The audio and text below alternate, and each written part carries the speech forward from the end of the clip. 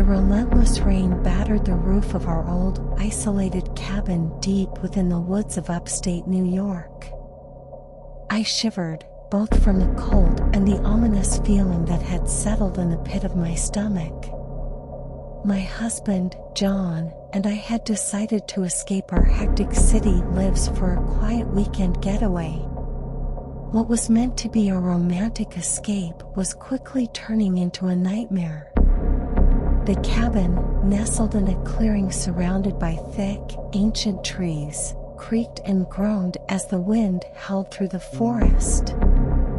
I wrapped myself in a warm blanket and peered out the window, only to see the rain-smeared darkness that stretched beyond.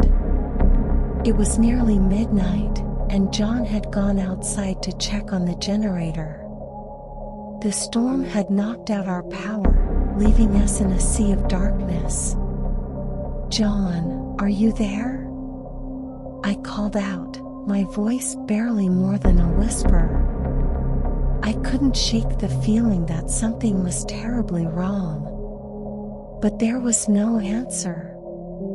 Panic began to swell within me, and I fumbled for my phone, only to realize it had no signal this far from civilization. The cabin felt increasingly oppressive, the silence broken only by the relentless patter of raindrops. I decided to venture outside, my heart pounding as I approached the generator shed. The door was ajar, and a dim, flickering light spilled out from within. It was then that I noticed the rain had stopped, leaving an eerie stillness in the air. I stepped inside the shed, my eyes adjusting to the faint glow of a single, swaying light bulb. John was nowhere to be seen, but a trail of muddy footprints led further into the woods. Panic turned to dread as I followed the prints, each step taking me deeper into the darkness. The forest whispered with unsettling voices, rustling leaves and distant whispers that made the hairs on my neck stand on end. My heart was a thunderous drumbeat in my chest as I called out for John again and again, but the only response was the chilling echo of my own voice. The footprints led me to a clearing where a decrepit, abandoned cabin stood, barely visible through the overgrown foliage. Its windows were shattered, and the door hung ajar, swaying in the wind. Fear clawed at my throat, but I had to find John. Inside the cabin, an overpowering stench assaulted my senses, a putrid mix of decay and dampness. The air grew colder, and I shivered violently as I moved further in. A dim, flickering candle illuminated a disturbing sight. John sat hunched in a chair, his eyes vacant and distant. His skin was pale, and his lips were cracked and stained with blood. A circle of candles surrounded him, their flickering flames casting eerie, dancing shadows on the walls. "John, what's happening?" I choked out, my voice trembling. He turned his head slowly, his eyes locking onto mine. But there was no recognition in them, only a sinister emptiness that sent shivers down my spine. He mumbled something unintelligible, a chant that seemed to come from the darkest corners of his mind. My heart raced as I realized I had to get him out of this place. But as I reached for him, the candles suddenly extinguished, plunging the room into complete darkness. I fumbled in the inky blackness, my hands brushing against something wet and cold. I recoiled in horror as I realized it was not just water, it was something far more sinister. A chorus of whispers enveloped me, their voices now unmistakably malevolent. I could feel their icy breath on my skin, and panic clawed at my throat as I struggled to find John. It was as if the very walls of the cabin were closing in on me, their shadows alive and malevolent. In the suffocating darkness, I heard John's voice, distorted and twisted, whispering in my ear. "You should have stayed away, my love. Now, you're trapped with me forever." I screamed, but my voice was drowned out by the sinister laughter of the unseen presence. And in that never-ending darkness, I knew that something evil had taken hold of the once idyllic cabin, and there was no escaping its horrifying grip.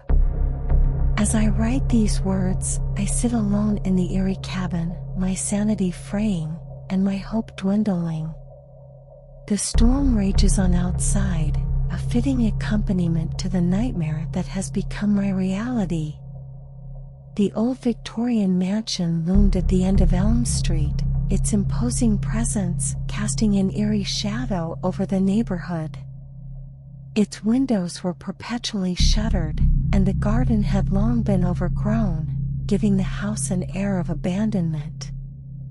The townsfolk whispered about the mansion's dark history, and the rumors of hauntings had kept it unoccupied for decades.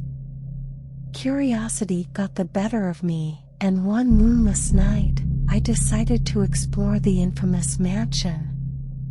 As I approached the wrought iron gate, it creaked open of its own accord, as if beckoning me forward. I hesitated for a moment, a chill coursing through my spine, but the allure of the unknown drew me in. The grand entrance of the mansion was a grand, cobweb-covered foyer, illuminated only by the pale light of my flashlight. The air was heavy with the scent of must and decay. As I moved further into the mansion, I could hear the faint sound of a piano playing a haunting melody in one of the rooms. The source of the music was a grand piano in the drawing room. It played itself, keys moving with ethereal fingers. I approached the instrument with bated breath, my fingers hovering above the keys. Then, the music stopped, and a ghostly voice whispered in my ear, "Play for me." I obliged, tentatively striking a few keys. The piano responded, notes dancing through the room as if guided by invisible hands.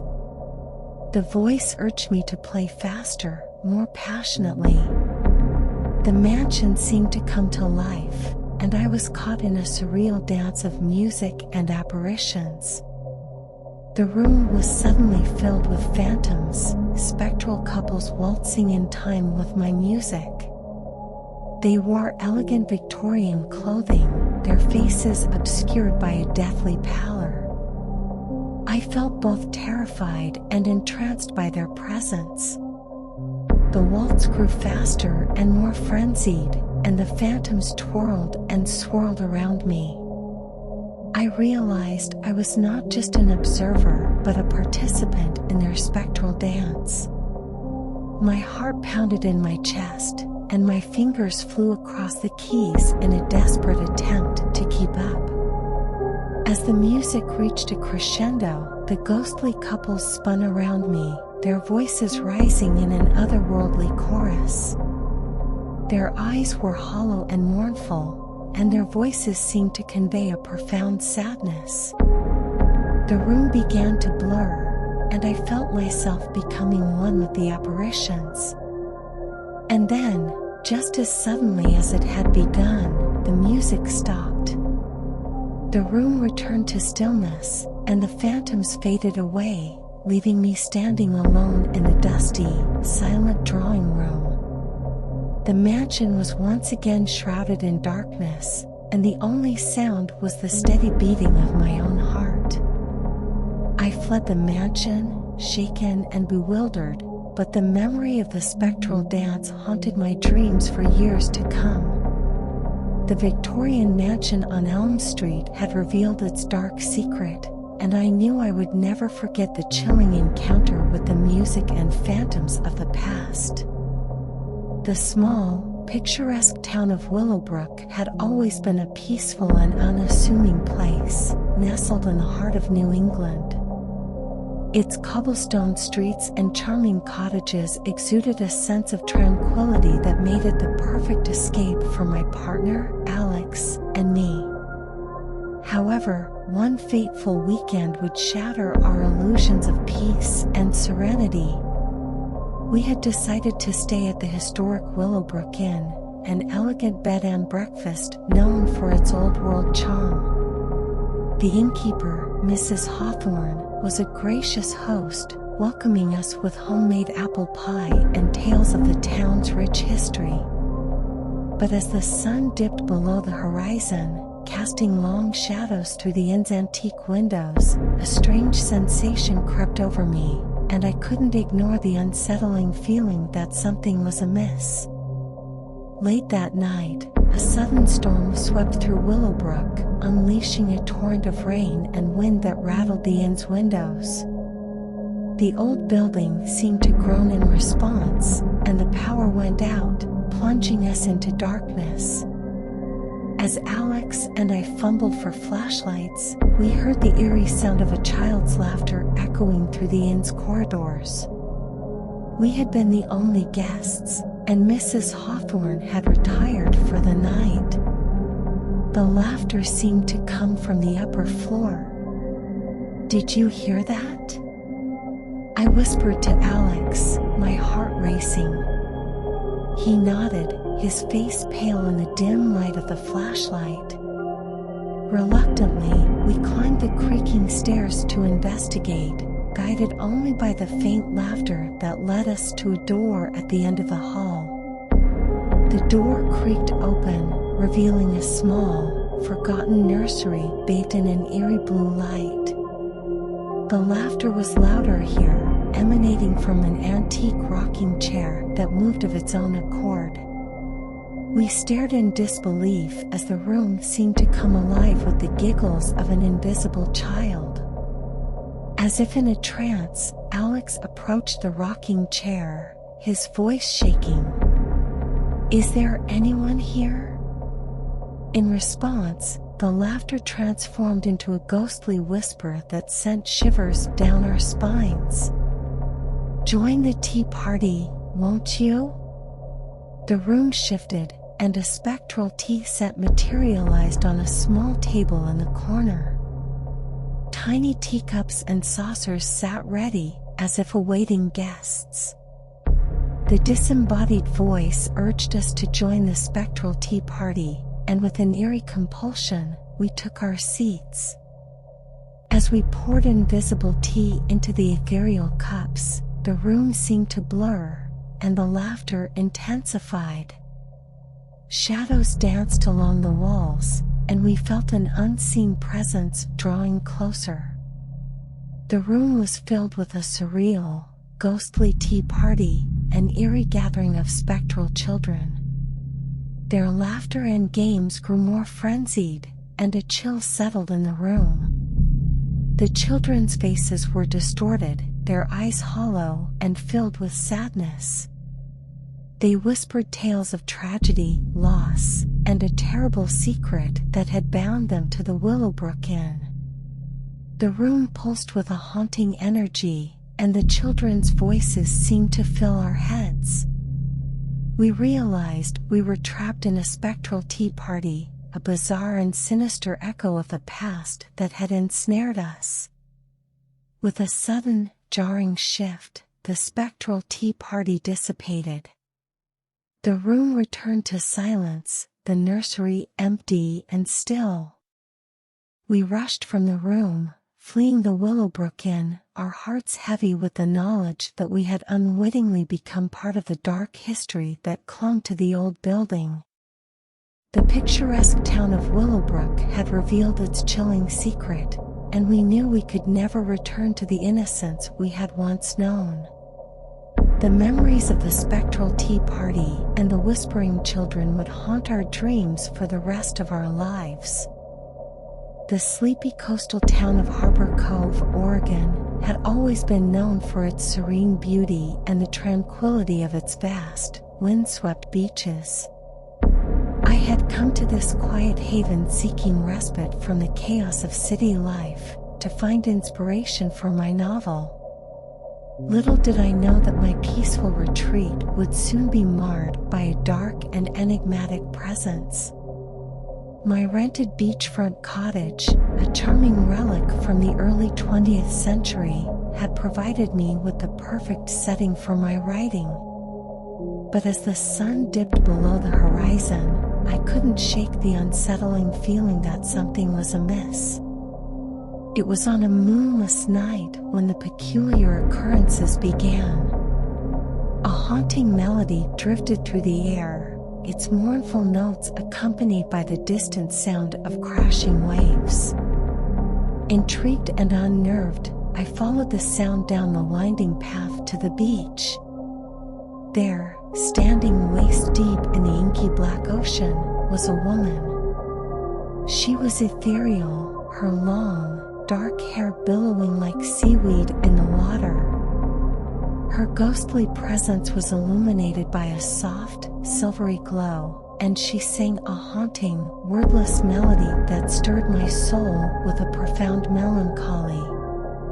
I approached the woman cautiously, her haunting song captivating me.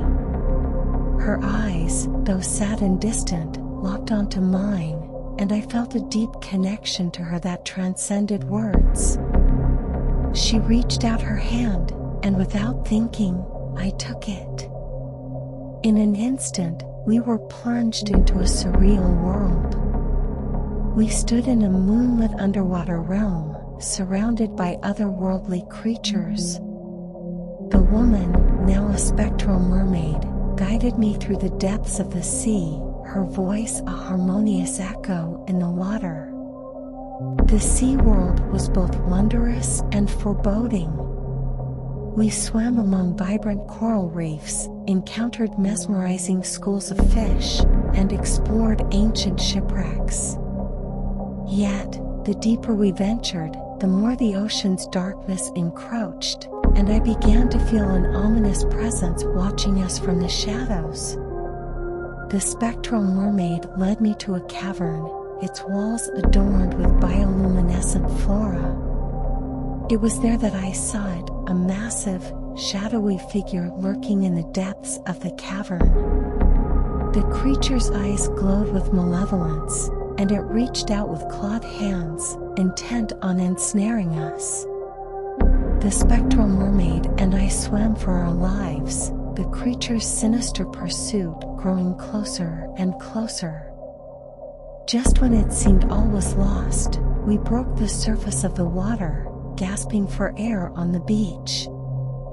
The spectral mermaid had returned to her human form, her eyes filled with gratitude. She whispered her name, Alara, and thanked me for helping her escape the clutches of the dark sea creature.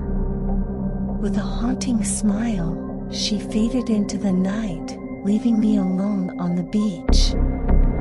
Harbor Cove had revealed its mysterious secret, and I knew that I would never forget the spectral encounter with Alara, the spectral mermaid. The haunting melody of her song and the memory of the surreal underwater realm would forever remain etched in my mind, and my writing would be forever influenced by the enigmatic encounter on that moonless night. High atop a jagged mountain peak in the heart of the Rockies lay an isolated monastery, a place rumored to hold the secrets of the universe. I had always been a seeker of knowledge and had embarked on a pilgrimage to this ancient and enigmatic sanctuary, drawn by whispers of its mystical power. The path to the monastery was treacherous, carved into the unforgiving terrain. As I climbed, the air grew thin, and the world below vanished in a sea of clouds. The sun dipped below the horizon, leaving me to navigate the perilous ascent in the moon's eerie glow. At last, I reached the stone gates of the monastery. The massive doors groaned open as if of their own accord, revealing a hidden world of mystics and sages. They welcomed me with a solemn nod and led me to the heart of their sanctuary, a vast, candlelit chamber adorned with ancient symbols and texts. The monk spoke of a prophecy, an ancient tome known as the Codex of Eternity. This fabled manuscript was said to hold the secrets of time and existence itself, capable of granting those who deciphered its pages immense power and wisdom. As I delved into the Codex, the pages revealed intricate, celestial charts and esoteric symbols that defied comprehension.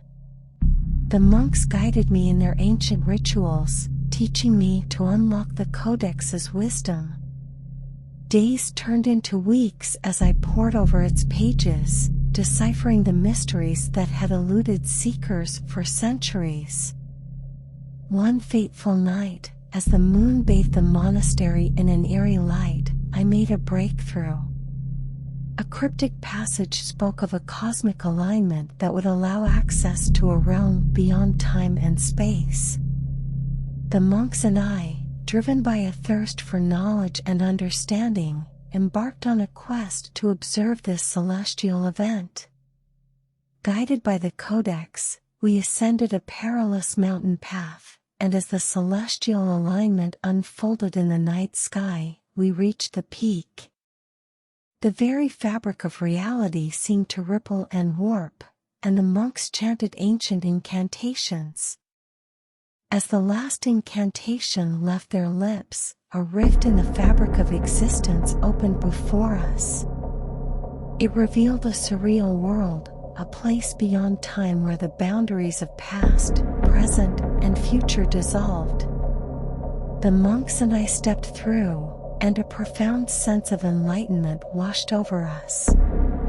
We witnessed the rise and fall of civilizations, the birth and death of stars, and the ebb and flow of the cosmos itself.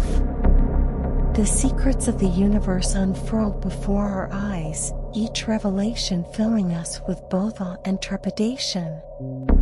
The rift eventually closed, and we found ourselves back in the mortal realm, our minds forever expanded by the wisdom we had gained. The Codex had fulfilled its promise, and I knew that I would never be the same. The monks and I returned to the monastery, carrying with us the enlightenment and knowledge of the Codex of Eternity. The sanctuary's legacy lived on, and as I descended the mountain, I felt a profound sense of purpose, ready to share the wisdom I had uncovered with the world, forever changed by my extraordinary journey into the realms of time and existence.